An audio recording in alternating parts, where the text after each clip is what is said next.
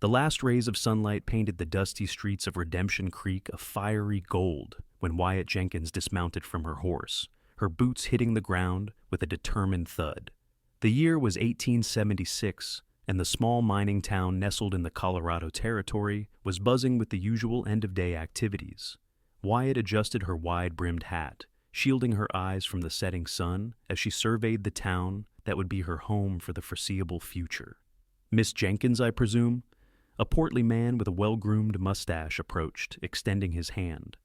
"Mayor Billings, we received your letter about taking over your uncle's apothecary." Wyatt shook his hand firmly. "Yes, sir.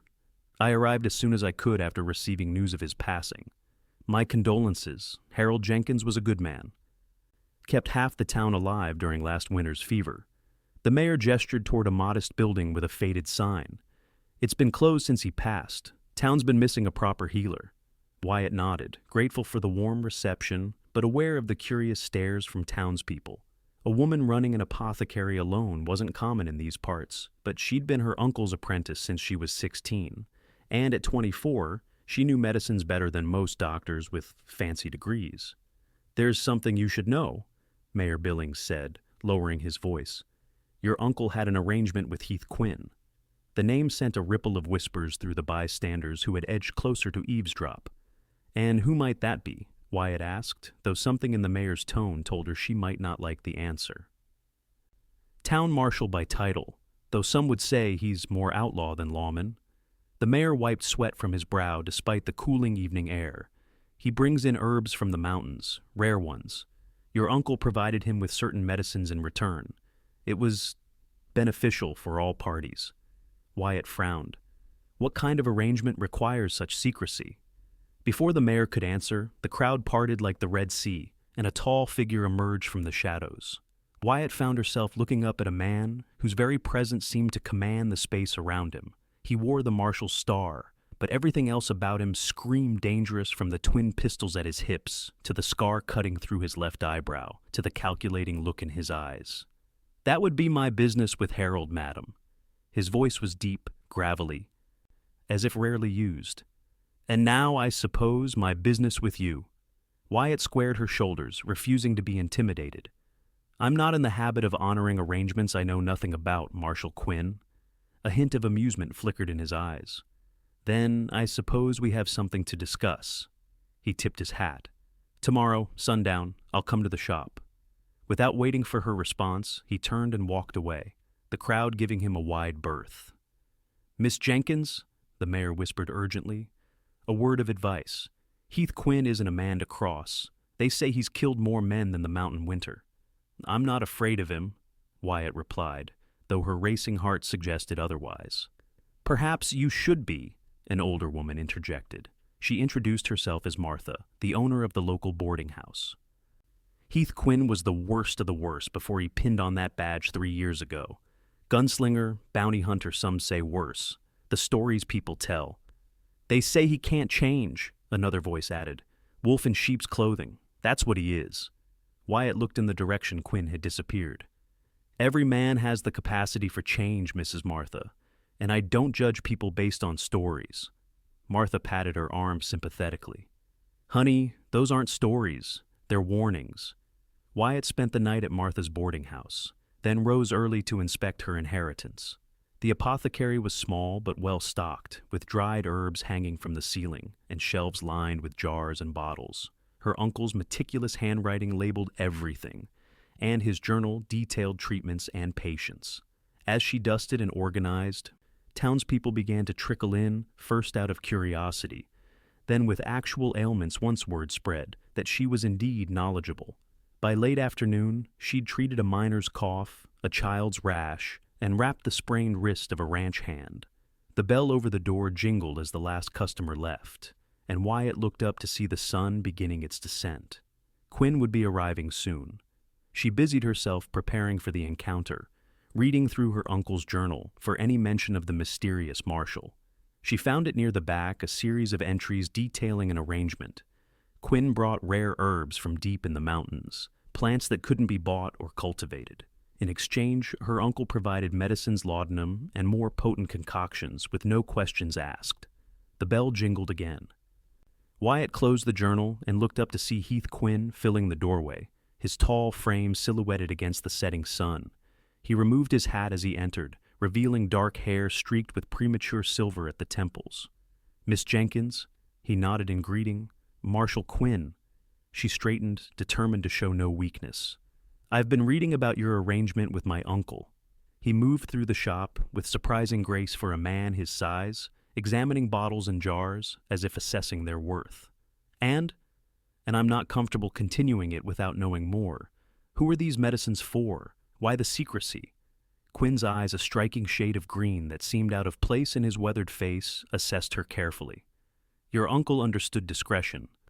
My uncle is dead, and I'm not him." A ghost of a smile touched Quinn's lips. "No, you certainly are not." He reached into his coat and pulled out a small leather pouch, placing it on the counter between them. White sage, elderberry, and willow bark. Hard to come by this time of year. Wyatt opened the pouch, examining the contents with an expert eye. The quality was exceptional. "These are worth something," she admitted, "as are the medicines I need." "For whom?" Quinn's jaw tightened. "That's not part of our arrangement." "It is now." Wyatt crossed her arms. "I won't provide medicines that could be misused." For a moment she thought he might leave, or worse. But then something unexpected happened. He laughed. It was a rusty sound, as if long unused, but genuine. "Harold warned me you were stubborn in his letters. Said his niece would either be the saving of this town or the death of him." Quinn studied her with newfound interest. "The medicines are for the Ute settlement north of here. Fever's been sweeping through. Doctor won't go because they can't pay." Wyatt blinked in surprise. "You're helping the Ute people? Is that so hard to believe?" It was, given everything she'd heard. "Why the secrecy?" Quinn's expression darkened. "This town has a complicated relationship with the native tribes. Some folk wouldn't take kindly to their marshal providing aid. So, you maintain your fearsome reputation while secretly helping those in need?" Wyatt couldn't keep the disbelief from her voice. "Think what you want, Miss Jenkins. Will you continue the arrangement or not?" Wyatt considered him for a long moment.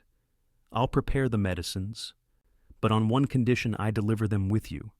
I want to see these people for myself, assess their needs." Quinn's eyes narrowed. "It's dangerous country." "I'm tougher than I look, Marshal." After a tense silence, he nodded. 2 days from now, dawn, I'll meet you here." He turned to leave, but paused at the door.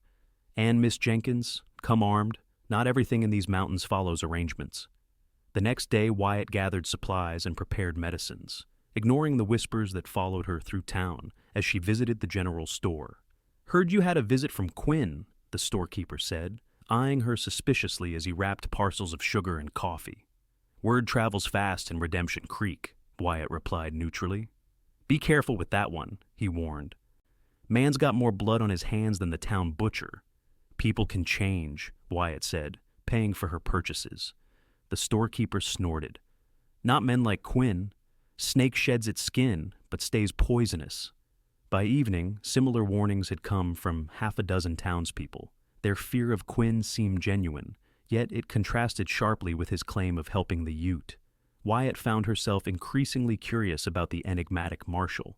When she returned to the apothecary, she was surprised to find a package on the counter, a sleek Remington revolver with a box of ammunition and a note in a bold, slashing hand. "For tomorrow. Better to have it and not need it." It wasn't signed, but it didn't need to be. She hefted the gun, appreciating its quality. It was smaller than standard, designed for a woman's hand.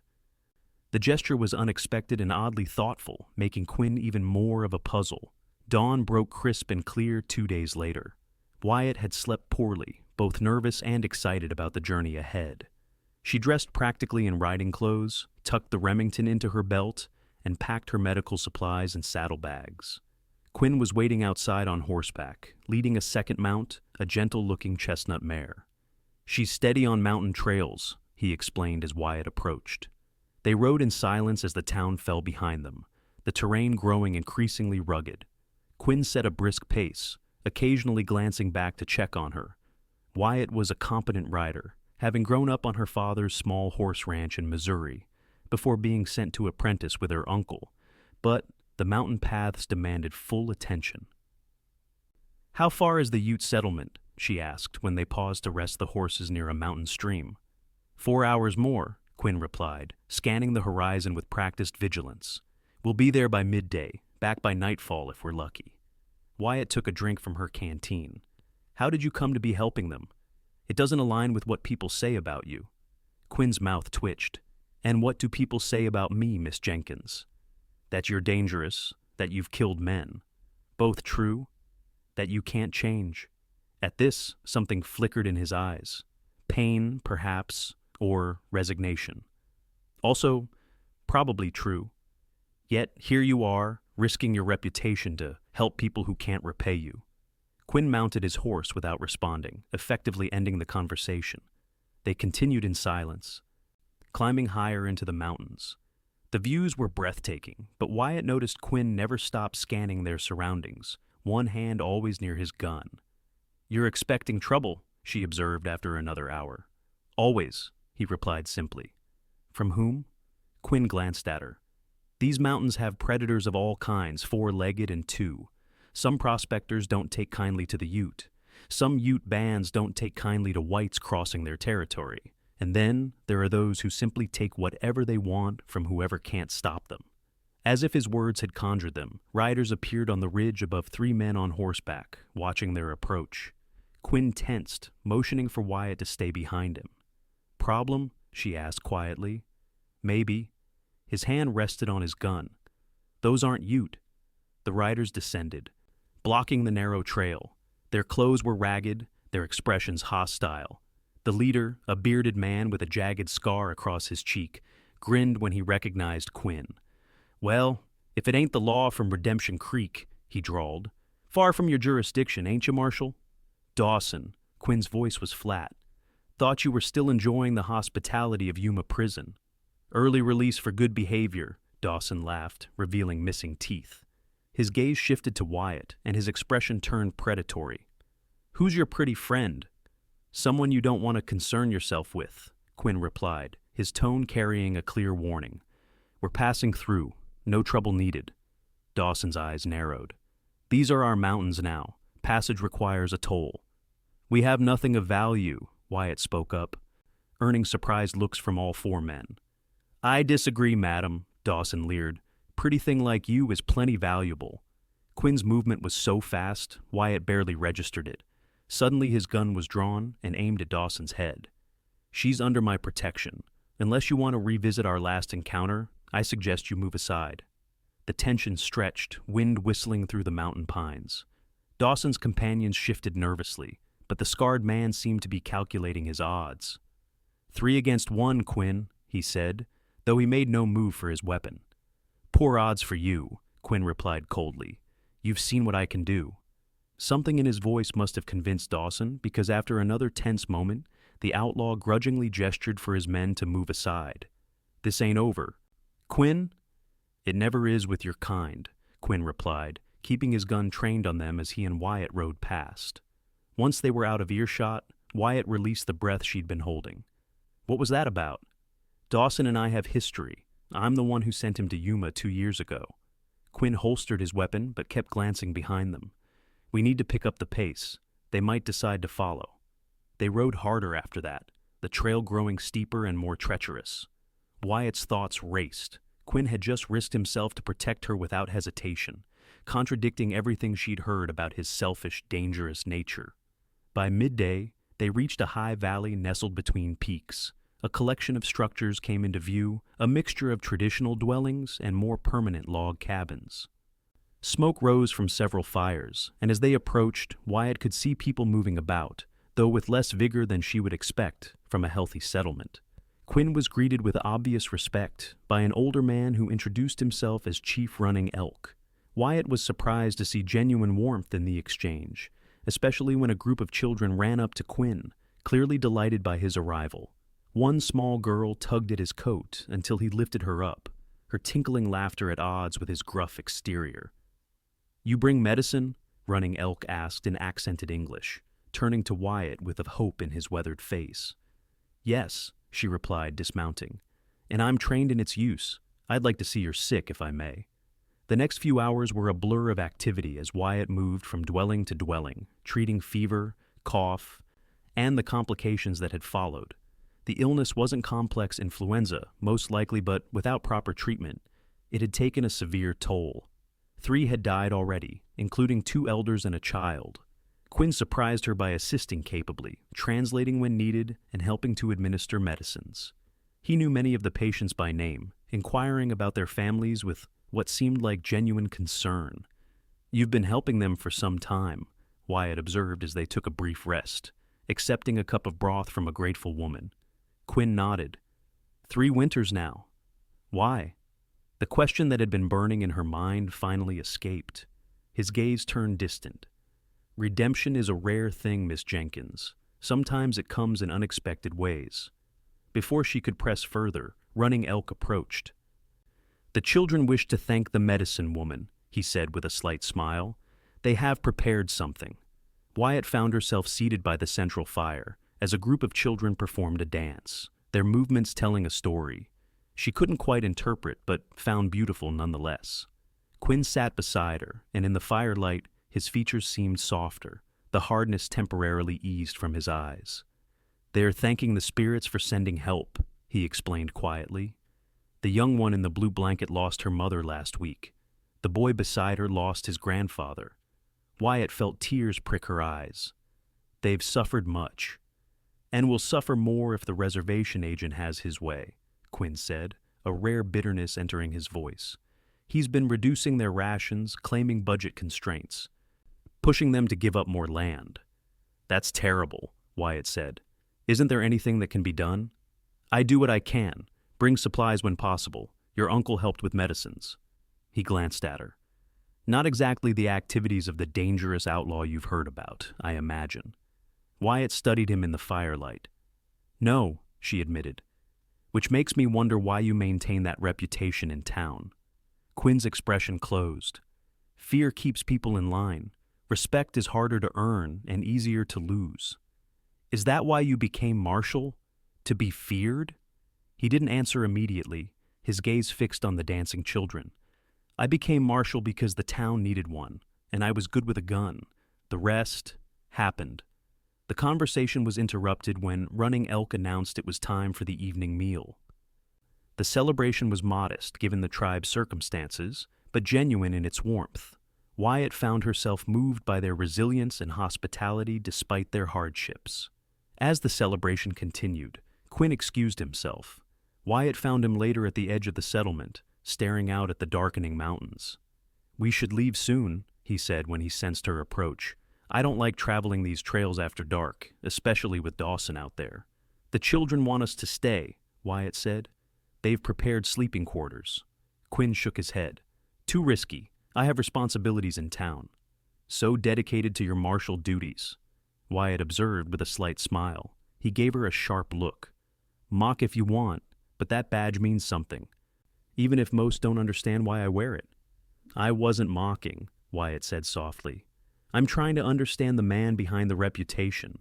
Quinn's expression softened almost imperceptibly. "Some things are better left unknown, Miss Jenkins." "Wyatt," she corrected. "If we're to be partners in this endeavor, you might as well use my name." "Partners?" He raised an eyebrow. "In helping these people," she clarified. "I'll continue my uncle's arrangement, but I'd like to do more. Regular visits, proper medical care." Quinn studied her with those penetrating green eyes. "These mountains are dangerous for a woman alone." "Then I suppose I'll need an escort, Marshal Quinn." "Heath?" he offered unexpectedly. "If we're to be partners." The journey back to town was tense, both of them aware of the possibility of Dawson's return. They traveled different trails, Quinn leading them through ravines and forests with the confidence of someone intimately familiar with the terrain. "You know these mountains well," Wyatt commented as they paused to water the horses at a hidden spring. "I lived in them for a time," Heath replied. "After the war, before Redemption Creek." "The Civil War?" Wyatt asked, surprised. He seemed too young to have fought. "Caught the tail end of it. Joined up at 16, lying about my age. Saw enough to last a lifetime." His tone discouraged further questions. They reached town as dusk fell, the lights of Redemption Creek appearing like earthbound stars below them. Heath insisted on escorting Wyatt directly to her door, despite her assurances she'd be fine. "Thank you," she said as they reached the apothecary, "for taking me today. For showing me the truth." Heath regarded her seriously. "Truth is a luxury few can afford out here, Wyatt. Remember that." Over the next few weeks, a pattern emerged. Heath would bring herbs and information from his patrols, and Wyatt would prepare medicines not just for the Ute settlement, but for other outlying homesteads Heath visited on his rounds. Their professional relationship gradually evolved into something resembling friendship, though Heath maintained a careful distance. The town noticed. Whispers followed Wyatt through the streets, speculation about her association with the feared marshal growing with each passing day. "You're damaging your reputation," Martha warned one evening over dinner at the boarding house. "A respectable woman shouldn't be seen with Heath Quinn so often." "He's the town marshal," Wyatt pointed out. "Hardly a questionable association." "It's not the badge people fear. It's the man wearing it," Martha replied. "You don't know the things he's done." "Perhaps I know more than you think," Wyatt said, thinking of the gentle way Heath had treated the Ute children, the respect with which Running Elk had greeted him. Martha lowered her voice. "They say he killed a man in cold blood just outside of town last year. Shot him down without warning or trial." "Who says?" "Everyone knows the story. Man was just passing through. Had a disagreement with Quinn in the saloon. And next morning, he was found dead on the trail north." Wyatt frowned. The story didn't align with the man she was coming to know, but Heath's past remained largely a mystery he seemed unwilling to illuminate. Her doubts were tested the very next day when she witnessed Heath's darker side firsthand. She was returning from delivering medicine to a homestead on the outskirts of town when she heard raised voices from the saloon. Curiosity drew her closer. Heath stood in the dusty street, facing a red-faced man whose hand hovered near his holstered gun. A crowd had gathered at a safe distance. "You got no right to run me out of town, Quinn," the man snarled. "I ain't broken no laws." Heath's stance was relaxed, but Wyatt had spent enough time with him to recognize the dangerous alertness in his eyes. "Cheating at cards is against the law in my town, Reeves. So is threatening to cut a man who calls you on it. You can't prove nothing. Don't need to. I'm giving you the chance to leave with your life." "I suggest you take it," the man Reeves spat in the dirt. "You're just a killer with a badge. Everyone knows it." Heath didn't react to the insult. "You have 1 hour to be riding away from Redemption Creek. After that, I can't guarantee your safety." For a moment, it seemed Reeves might draw. The tension in the air was thick enough to cut. Then, with a stream of curses, the man backed down. "This ain't over, Quinn." "It is for today," Heath replied evenly. The crowd dispersed, muttering amongst themselves. Wyatt remained, watching as Heath's cold mask fell back into place after the confrontation. When his eyes met hers across the street, something flashed in them, concern, perhaps, or regret that she had witnessed the exchange. "Wyatt," he acknowledged with a nod, crossing to her. "Everything all right at the Miller place?" "Mrs. Miller's cough is improving," she replied. "Heath, was that necessary? The threat?" His expression hardened. Men like Reeves only understand one language. He'd have escalated until someone got hurt or killed. "So your reputation serves a purpose," Wyatt observed. "You use fear to maintain order." "Sometimes," he admitted, walking beside her toward the apothecary. "Fear keeps the worst elements in check, but it's a double-edged sword. Because people can't see past it to the man beneath," Wyatt said softly. Heath glanced at her sharply. "Maybe there isn't much man left beneath it." "I don't believe that," she replied. "I've seen how you are with the Ute, with children, with those who need protection. A few good deeds don't erase a lifetime of bad ones, Wyatt." "No," she agreed. "But they can begin a new lifetime." He studied her with an intensity that made her heart race. "You see good where it may not exist. Or perhaps I see what others refuse to look for." Their conversation was interrupted by Mayor Billings hurrying toward them, his face flushed with exertion. "Marshal, urgent news from the mining camp upriver. Indians attacked at dawn, several men wounded, one killed." Heath's posture changed instantly. "All business?" "Which tribe?" "Witnesses said Ute," the mayor replied. casting a suspicious glance at Wyatt. "Same ones you've been so friendly with lately." "That's impossible," Wyatt interjected. "The Ute settlement north of here has been weakened by illness. They barely have enough healthy warriors to hunt, let alone attack miners." The mayor bristled. "Are you calling our citizens liars, Miss Jenkins?" "I'm saying there may be more to the story," she replied firmly. Heath silenced them both with a raised hand. "I'll ride out immediately to investigate." He turned to Wyatt. "Would you prepare medical supplies? I'll stop by before I leave." When Heath arrived at the apothecary 30 minutes later, Wyatt had a saddlebag packed with bandages, medicines, and surgical tools. "I'm coming with you," she announced as he entered. "Absolutely not," Heath replied, taking the supplies. "If there was an attack, it's too dangerous. You need a healer, and I know the Ute. If there's been some misunderstanding, I might help resolve it peacefully." Heath shook his head. "The miners are out for blood. They won't distinguish between friendly and hostile Indians or those who sympathize with them. All the more reason to have someone there who can speak for reason and truth," Wyatt insisted. Their gazes locked in a battle of wills that lasted several heartbeats before Heath finally relented. "Fine. But you stay behind me at all times and do exactly as I say. No arguments." They rode hard, reaching the mining camp by mid-afternoon. The atmosphere was tense, with armed men patrolling the perimeter. The foreman, a burly man named Donovan, greeted Heath with obvious relief. "Thank God you're here, Marshal. We got 3 wounded men and 1 dead. The savages came at dawn, no warning." Heath dismounted, his expression neutral. "Show me where it happened, and I'll need to speak with the witnesses." As Donovan led them through the camp, Wyatt noticed discrepancies that raised her suspicions. The wounded men described an attack from the east, but the dead man supposedly killed by an arrow had been found to the west of camp. The arrow itself was Ute in design, but something about its construction didn't match what she'd seen in Running Elk's settlement. Heath noticed too. She could tell by the way he methodically questioned each witness, noting contradictions without directly challenging them. When they examined the body, he knelt beside it, studying the arrow and the angle of entry with a frown. "This doesn't make sense," he murmured, low enough that only Wyatt could hear. "The angle is wrong for a mounted attack. And look at this, fletching its Ute style, but the materials are wrong. No Ute would use turkey feathers when eagle feathers are available." "You think the attack was staged?" Wyatt whispered. Heath nodded slightly. "Someone wants trouble between the settlers and the Ute." He stood, addressing Donovan. "I'll need to track the raiders. Which direction did they flee?" "North, toward the high country," Donovan replied. "But it's getting late, Marshal. Dangerous to track in the dark." "I know these mountains," Heath assured him. "Miss Jenkins will stay to tend your wounded. I'll return by morning." Wyatt started to protest, but caught the warning look in Heath's eyes. Whatever he was planning, he didn't want her involved.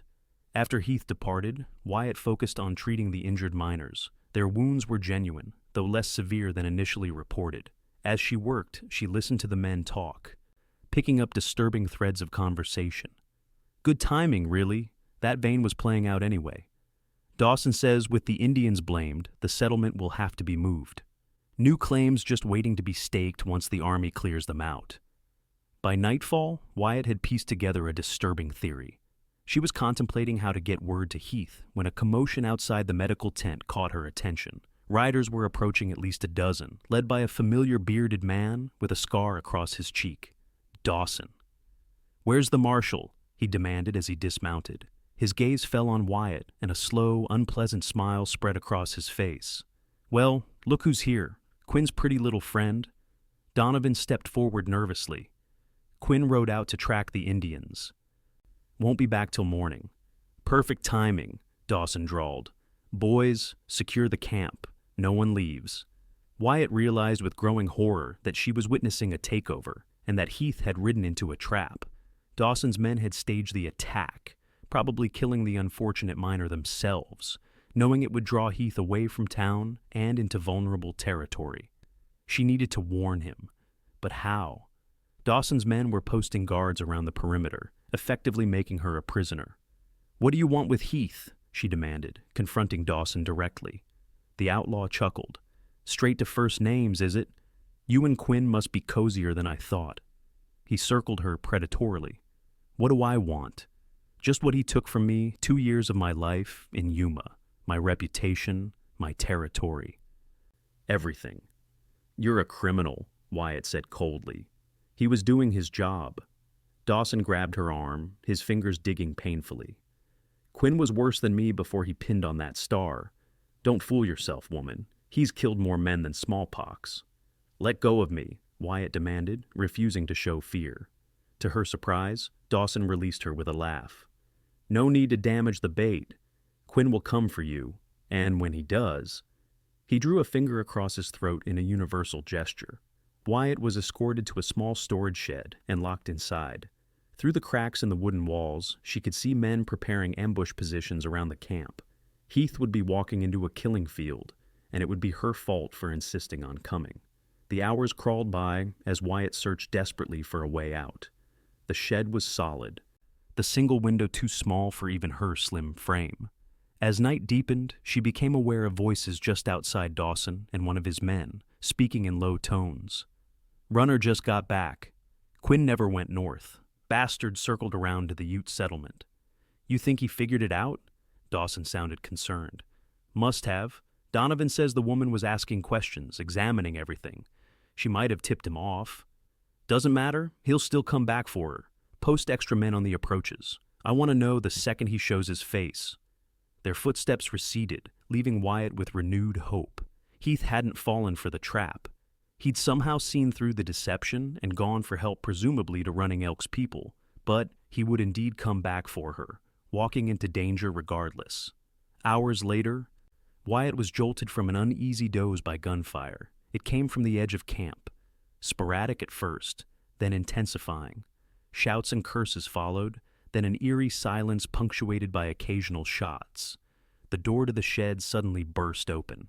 Heath stood there, a rifle in one hand, his expression grim but relieved when he saw she was unharmed. Can you ride? He asked tersely. Wyatt nodded, rushing to his side. What's happening? Ambush turned around, he replied, leading her swiftly through the darkened camp. Bodies lay scattered Dawson's men, caught in their own trap. Running Elk's warriors are providing a distraction on the north side. We're going south now. 2 horses waited in the shadows. As they mounted, Wyatt glimpsed movement Dawson emerging from a tent, gun raised. Heath! She cried in warning. Heath spun with lightning speed, his rifle cracking in the night. Dawson staggered, clutching his shoulder, but managed to fire back. The bullet whistled past Wyatt's ear as Heath urged their horses into motion, galloping into the protective darkness of the forest. They rode hard for what felt like hours, taking a circuitous route through ravines and stream beds to throw off any pursuers. Eventually, Heath led them to a small cabin nestled in a hidden valley, its existence impossible to detect until they were almost upon it. Trapper's cabin, he explained as they dismounted. Abandoned now. We'll be safe here until morning. The interior was sparse but clean, with a stone fireplace, rough-hewn furniture, and supplies stacked neatly against one wall. Heath moved with the familiarity of someone returning home, quickly starting a fire and checking the perimeter. You've been here before, Wyatt observed, warming her hands by the growing flames. Heath nodded, setting water to boil for coffee. I lived here after the war, before Redemption Creek. As a trapper? Among other things. He checked his rifle, reloading methodically. Wyatt, I'm sorry. I should never have let you come with me. You couldn't have known it was a trap, she said. I should have suspected. Dawson's been looking for revenge since he escaped Yuma. Heath's expression darkened. I've made many enemies. It's why I keep people at a distance. Wyatt studied him in the firelight. Is that why you maintain your fearsome reputation? To keep people away? Partly, he admitted, but mostly because it's earned. He sat heavily on a bench, suddenly looking exhausted. The things people say about me, they're not wrong, Wyatt. I've killed men, been a bounty hunter, hired gun, worse.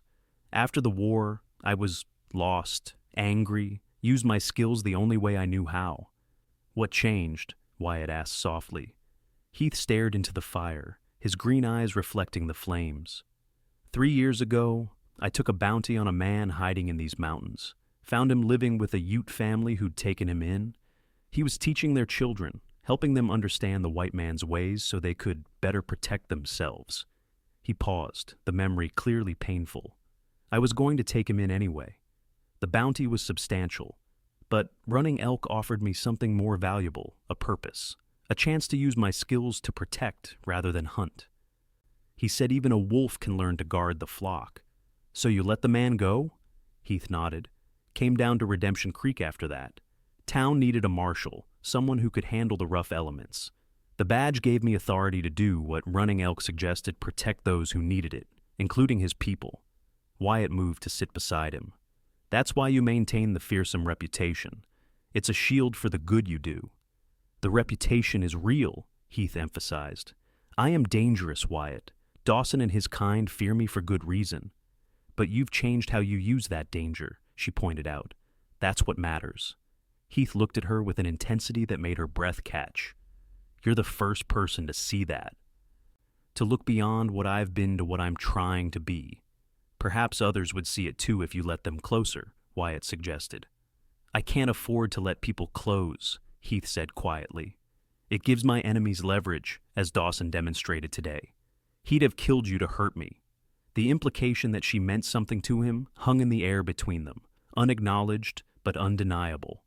I'm not afraid, Wyatt said, meeting his gaze. You should be, he replied, but he didn't move away when she placed her hand over his. They sat in companionable silence as the fire crackled, both aware of a shift in their relationship, but unsure how to navigate it. Eventually, Heath insisted Wyatt take the cabin's single cot while he kept watch by the fire. Morning brought clarity and decisions. Over a simple breakfast, Heath outlined his plan. I'll take you back to town, then return with a posse to deal with Dawson. He's wounded but still dangerous. The miners were part of his scheme, Wyatt told him. I overheard them talking. There's gold on Ute land, and they staged the attack to justify driving the tribe out. Heath nodded grimly. I suspected as much. Running Elk scouts have reported strangers testing the streams on their hunting grounds. If word gets out about gold, no amount of protection will save them from what's coming. So what will you do? What I must, Heath replied. Uphold the law, protect those who need protecting, even if it costs me everything else. The ride back to Redemption Creek was tense, both of them watchful for Dawson's men. They approached town from the east, avoiding the main road. News of the events at the mining camp had somehow preceded them. As they rode down Main Street, townspeople gathered, whispering behind their hands. Mayor Billings hurried to meet them, his expression troubled. Marshal Quinn, there are disturbing reports miners attacked, you consorting with Indians against white men. The town council is demanding answers. Heath dismounted calmly. The attack on the miners was staged by Dawson and his gang to draw me into a trap. They've taken over the camp and are planning to start a war with the Ute to access gold on treaty lands. The mayor blanched. That's a serious accusation. It's the truth, Wyatt interjected, dismounting beside Heath. I witnessed it all. The miners are complicit. Murmurs spread through the growing crowd, some supportive, others doubtful. Martha pushed forward. Concern etched on her kind face. Miss Jenkins, are you hurt? We've been worried sick. I'm fine, thanks to Heath, Wyatt replied deliberately, using his first name in public for the first time. The gesture wasn't lost on the crowd or on Heath himself, whose eyes flickered to hers momentarily. I need volunteers, Heath announced. Able men willing to ride with me to arrest Dawson and his gang. They've committed murder and abduction on top of their other crimes. There was hesitation among the townspeople, fear evident in many faces. Then, unexpectedly, the blacksmith stepped forward. I'll go, Marshal. You've kept this town safe for 3 years. That counts for something. Others gradually joined him: the barber, 2 ranch hands, the young deputy who usually handled minor disturbances while Heath dealt with more serious matters. Within half an hour, a posse of 8 men had assembled, armed and ready. As Heath prepared to depart, he pulled Wyatt aside. Stay in town, he said quietly. Dawson is still out there, and he knows you matter to me. The admission hung between them, neither acknowledging its full implications. Be careful, Wyatt replied, resisting the urge to reach for him in public. Heath nodded once, then mounted his horse and led the posse out of town, a cloud of dust marking their departure. The next 3 days were the longest of Wyatt's life. She kept the apothecary open, treated patients, and tried to maintain normality while anxiety gnawed at her. Martha visited daily, bringing food and companionship, her initial reservations about Heath softening as Wyatt shared some of what she'd learned about him. "I still say he's a dangerous man," Martha commented as they shared tea on the third afternoon. "But perhaps danger has its place when properly directed." "He's trying to be better than his past," Wyatt said. "Few people get to see that side of him." Martha studied her over her teacup. "You care for him." It wasn't a question, and Wyatt didn't deny it. "I see who he truly is." "And who is that, dear?" Wyatt considered her answer carefully. "A man who uses the darkness in himself to protect others from darkness. A man trying to redeem a lifetime of mistakes by doing good no one will ever acknowledge him for." Martha smiled gently. "Then perhaps you're exactly what he needs, someone who sees the truth of him." Their conversation was interrupted by shouts from the street. Wyatt rushed to the window to see riders approaching the returning posse, with Heath at its head. Relief flooded through her until she noticed he was slumped in his saddle, being supported by the deputy. Wyatt ran into the street, reaching the riders as they dismounted. Heath's shirt was soaked with blood, his face pale beneath his tan. "Bullet caught him as we were taking the camp," the deputy explained as they helped Heath down. "Got Dawson, though. He won't be troubling anyone again." They carried Heath to the apothecary, laying him on the examination table Wyatt hastily cleared. The wound was serious, a bullet lodged near his shoulder, having missed his heart by inches. "Everyone out," Wyatt ordered, already gathering instruments and medicines. "I need space to work." For the next 2 hours, Wyatt fought for Heath's life, extracting the bullet, cleaning the wound, and stitching it closed. He remained unconscious throughout, which was a blessing given the pain he would have endured. By the time she finished, her hands were bloody but steady, her determination unwavering. Martha appeared with fresh water and linens. "Will he live?" she asked softly. "If infection doesn't set in," Wyatt replied, wiping sweat from her brow. "He's strong, but he's lost a lot of blood." "The men are saying he saved them all," Martha said. "Took the bullet meant for young Deputy Collins. They're calling him a hero down at the saloon." Wyatt smiled tiredly. "He won't like that." "No, I expect not," Martha agreed. "Men like him prefer shadows to spotlights." She squeezed Wyatt's shoulder. "I'll help you move him upstairs." "He'll need constant care for a while." Heath remained unconscious through the night, fever setting in as Wyatt had feared. She stayed by his side, bathing his forehead with cool water, changing bandages, and administering medicines to fight the infection. Sometimes he murmured in his delirium fragments about the war, names she didn't recognize, and occasionally her own name. By morning, the fever had broken, and Heath opened his eyes lucidly for the first time. He seemed momentarily confused to find himself in Wyatt's bedroom above the apothecary. "The posse?" he asked, his voice raspy from dryness. "All safe," Wyatt assured him, helping him sip water. "Dawson is dead. The miners have been arrested for conspiracy and murder. The town knows everything." Heath processed this information slowly. "And Running Elk's people? Safe as well. The army investigated and confirmed your account.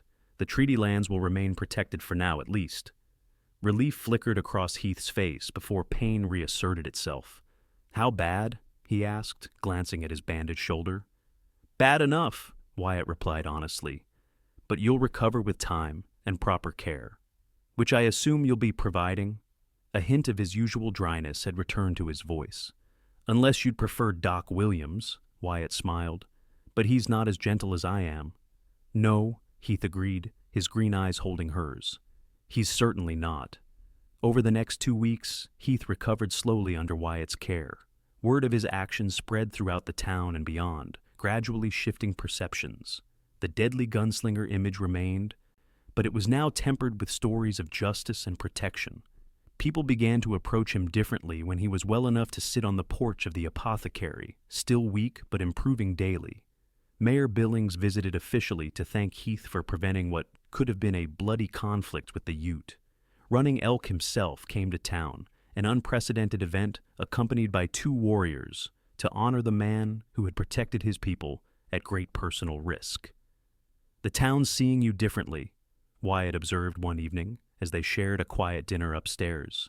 Heath, able to move around with care but still healing, considered this. They're seeing what they want to see. A hero is just as much a simplification as a villain. Or perhaps they're finally seeing what was always there, Wyatt suggested. The man beneath the reputation. Heath's expression softened as he looked at her. "You saw that man before anyone else did." "Because I looked for him," Wyatt replied simply. As Heath's strength returned, their relationship deepened, evolving from friendship to something more profound. Yet Heath maintained a certain reserve, holding part of himself back despite the obvious connection between them. The reason became clear one evening when Wyatt returned from visiting a patient to find Heath fully dressed in his marshal's clothes for the first time since his injury, packing saddlebags. "You're leaving," she said, her heart constricting. Heath nodded without looking at her. "It's time. I'm well enough to travel." "Where will you go?" "North to start. There are other tribes who could use protection. Other places where my particular skills might help rather than harm." Wyatt approached him slowly. "And what about here? What about the people who need you in Redemption Creek?" "The deputy can handle things now. The worst elements have been dealt with." "I wasn't talking about the town," Wyatt said quietly. Heath finally met her gaze, conflict evident in his eyes. "Wyatt, I'm not the man you want me to be. The things I've done, they don't wash away because of a few good acts." "I know exactly who you are, Heath Quinn," she said firmly. "I've seen you at your worst and your best. I've treated your wounds, heard your nightmares, watched you risk your life for others time and again. I don't want you to be anyone other than who you already are." "And who is that?" he asked, echoing her conversation with Martha. Wyatt stepped closer, close enough to feel his warmth. "A man who has changed, who continues to change. A man who uses his strength to protect rather than harm. A man I've come to love." The confession hung in the air between them, unavoidable and true. Heath's expression shifted through surprise, denial, and finally, a cautious hope. "They said I couldn't change," he said softly. "They were wrong," Wyatt replied. "You already had. I just happened to be the one who noticed." Heath reached for her then, his hands gentle as they framed her face. "I don't deserve you." "Love isn't about deserving," Wyatt said. "It's about choosing, and I choose you, Heath Quinn, past and all." When he kissed her, it felt like the culmination of everything they'd experienced together, the danger, the healing, the gradual revelation of truths long hidden. It was a kiss that promised a future neither had dared imagine possible. Heath didn't leave Redemption Creek that day, or the next. Instead, he formally deputized Collins as his assistant, allowing himself more time for recovery and for building something new with Wyatt. Their courtship raised eyebrows initially, but the town gradually accepted the unlikely pair, the feared marshal and the gentle healer, who had seen beyond his reputation. Running Elk became a regular visitor to town, establishing trade relationships that benefited both communities. Heath continued to ride into the mountains regularly, but now often with Wyatt accompanying him, bringing medical care to isolated settlements and strengthening bonds between the disparate peoples of the territory. 6 months after Heath's injury, they were married in a simple ceremony that blended Western tradition with Ute customs, a symbolic bridging of the worlds Heath had come to straddle. Martha cried happy tears, having become Wyatt's staunchest supporter, and, surprisingly, one of Heath's most vocal defenders in town. "Never thought I'd see the day," she confessed at the small celebration afterward. "Heath Quinn, family man. They said it couldn't be done." Wyatt smiled, watching as Heath showed a group of children how to properly throw a lasso, his usual intensity softened by genuine enjoyment. He just needed someone to see who he truly was beneath all those layers. "And you did," Martha nodded approvingly. "You proved them all wrong about him." "No," Wyatt corrected gently. "I just proved he had already changed long before I arrived." The rest was simply letting others see it too. A year later, Wyatt gave birth to their first child, a daughter with her father's striking green eyes and her mother's determined spirit. They named her Hope, a testament to what they'd found in each other against all odds. Heath continued as marshal, but the feared gunslinger reputation faded into legend, replaced by stories of justice and protection. He still carried his guns, still possessed the dangerous skills of his past, but now they served a different purpose, safeguarding the growing community he'd come to call home, the family he'd never thought possible, and the future he and Wyatt built together in the shadow of the mountains. The transformation of Heath Quinn became a story told throughout the territory, how the deadliest gun in Colorado became its most steadfast protector. How the man everyone feared became the man they turned to in times of need. But those who knew him best understood the truth. Heath hadn't changed because of Redemption Creek, or because of the badge he wore, or even, ultimately, because of Wyatt's love. He had changed because he chose to, one difficult decision at a time, long before anyone noticed. Wyatt had simply been the first to see it, and in seeing it, had helped him believe it himself. "They still say I was a different man before you came to town," Heath commented one evening, as they sat on the porch of their home, watching the sunset paint the mountains gold. Hope slept peacefully in his arms, tiny fingers curled around his much larger one. "And what do you say?" Wyatt asked, leaning against his shoulder. Heath considered the question, looking down at their daughter. Then at the woman who had seen the truth of him when no one else would. "I say you didn't change me," he replied quietly. "You just helped me become who I already was beneath all that darkness. You saw it first, that's all." Wyatt smiled, linking her fingers with his. Sometimes that's all anyone needs, someone who sees them clearly, someone who believes in who they can be. As the sun slipped behind the mountains and the first stars appeared in the deepening blue of the sky, Heath Quinn, once feared gunslinger, now respected lawman and beloved husband and father, felt the last shadows of his past recede, replaced by the warm certainty of belonging. The man he had become wasn't so different from the man he had always been capable of being. It had just taken the right person to help him see it for himself.